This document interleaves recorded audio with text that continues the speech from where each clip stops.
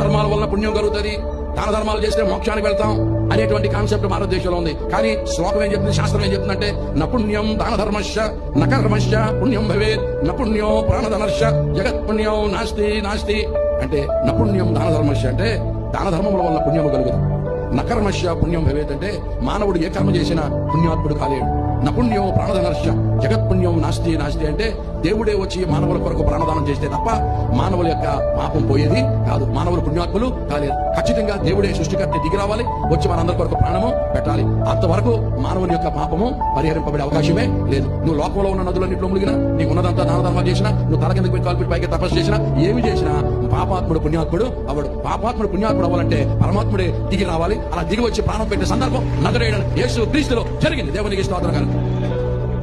ఇవన్నీ ప్రజెంట్ చేసి ఇప్పుడు మేము చెప్పేది విదేశీ మర్మ, ఈ మర్మ ఒకసారి మీరు చెక్ చేసుకోండి. మారమని మేము ఎవరు చెప్పట్లేదు, దయచేసి ఎవరు మారదు కూడా ఒకసారి చెక్ చేసుకోండి. ఒకవేళ ఇదే కనుక నిజమైతే నీ గతి ఏంటో ఒకసారి ఆలోచించు. విజ్ఞప్తికే విడిచిపెట్టేస్తాను. దేవుడిని దీవించను కాకని.